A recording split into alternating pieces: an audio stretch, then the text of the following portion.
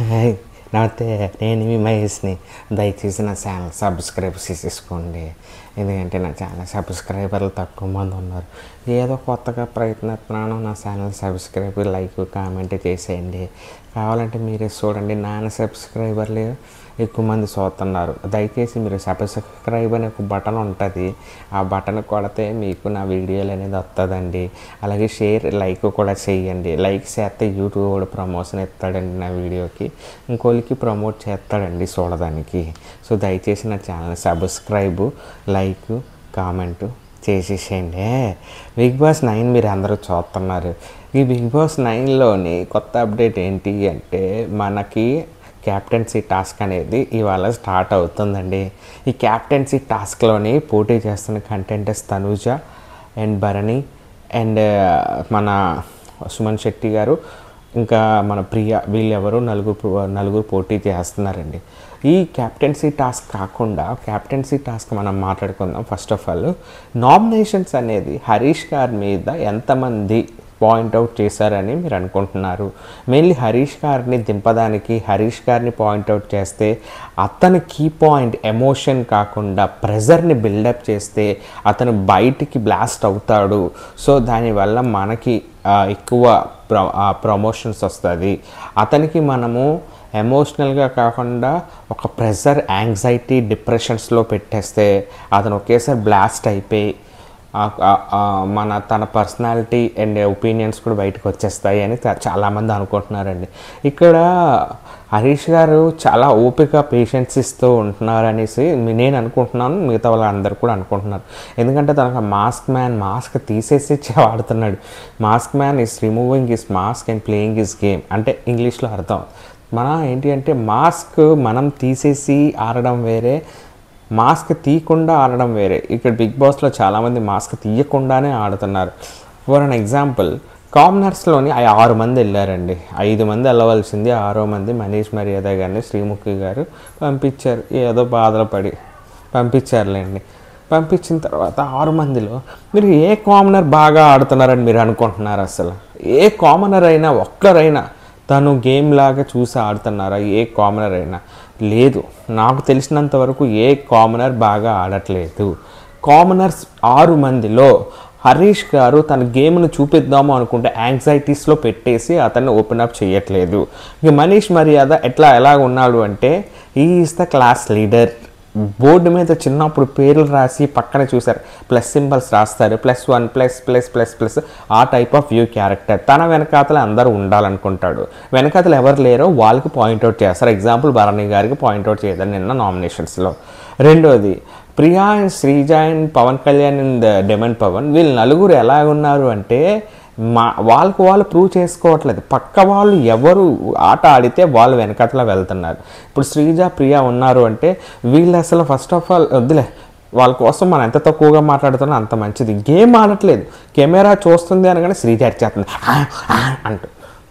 ప్రియా అనుకో, చిన్న విషయానికి, అది గుడ్ అయినా, ఆరెంజెస్ అయినా, లేకపోతే స్టవ్ దగ్గర ఉండే చిన్న మెటీరియల్ అయినా పడినా కూడా తను మానిటర్ కన్నా పెద్ద లీడర్ అనుకొని ఫీలింగ్ అయిపోయి పెద్ద కేకలు వేసేయడము.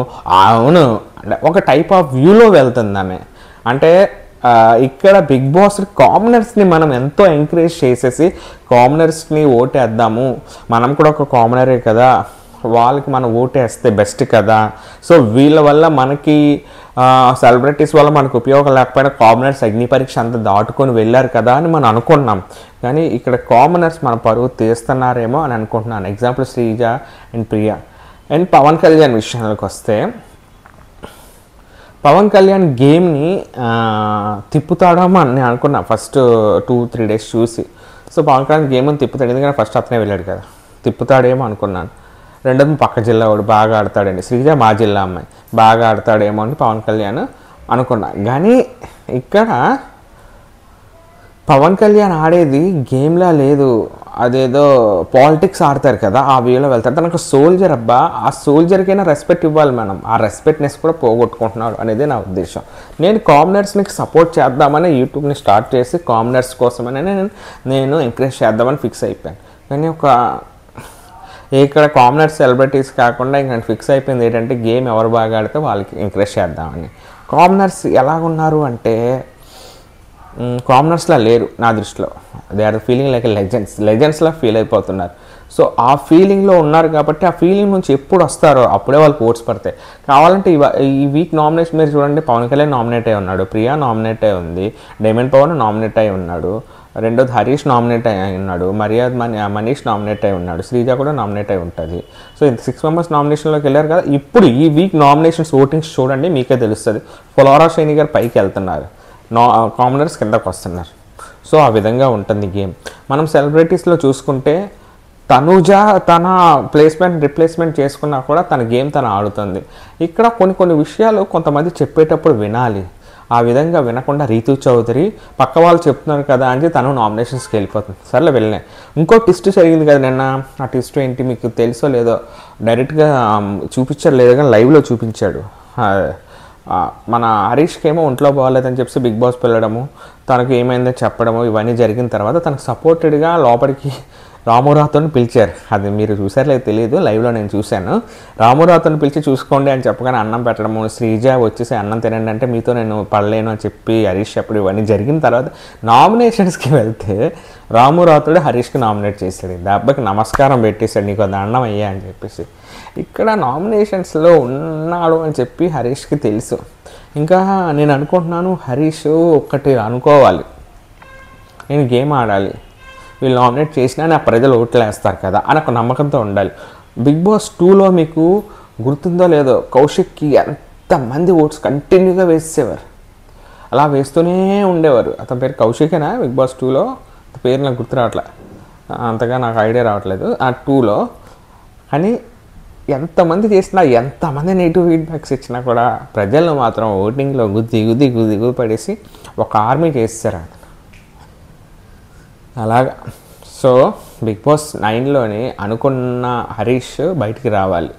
మీకు తెలియట్లే, మీకు ఓటింగ్స్ చాలా ఎక్కువ ఉన్నాయి, దయచేసి మీరు గేమ్ ఆడండి. ఎవరికి నేను సపోర్ట్ చేయను, గేమ్ ఆడిన వాళ్ళకే సపోర్ట్ చేస్తాను. గేమ్ ఆడండి. ఇప్పుడు గేమ్ బాగా ఆడుతుంది ఎవర్రా అనుకుంటే అవుట్ నుంచి భరణి అండ్ సుమన్ శెట్టి గారు ఎలివేట్ అవుతున్నారు. అండ్ సంజనా గారు ఫస్ట్ డే నుంచి స్టార్ట్ చేసిన పర్సన్ ఎవర్రా అంటే సంజనా గారు. ఆ సంజనా గారి గేమే ఇప్పటివరకు నేను చూసా. మిగతా వాళ్ళ గేమ్ ఇంకా రావాలి. సెకండ్ వీక్ వచ్చేసారు, ఇంకా స్టార్ట్ అవ్వకపోతే ఒక్కొక్కరు అవుట్లో అవుతారు. సో దయచేసి అందరు గేమ్ బాగా ఆడండి. అండ్ అలాగే నా ఛానల్ సబ్స్క్రైబ్ చేసుకోండి. ఫస్ట్ చెప్పినట్టు ప్లీజ్ ఎంకరేజ్ చేయండి. నా అలాంటి యూట్యూబర్ తక్కువ మంది ఉందండి. ఒక యూట్యూబ్ స్టార్ట్ చేశాను రీసెంట్గా. నాకు నా ఛానల్కి మా ఊడికి ఎంకరేజ్ చేస్తే ఇంకా ఇలాంటి వీడియోస్ చాలా పెడతానండి. ఎక్కడో ఉండదండి, దయచేసి చూడండి. ఈ సైడ్కి యూట్యూబ్ అని చెప్పి ఉంటుంది, అక్కడ మీరు క్లిక్ చేసేస్తే థ్యాంక్స్ అండి. లైక్ అండ్ కామెంట్ కూడా చేయండి. Signing off your Mahesh Vizag. Thank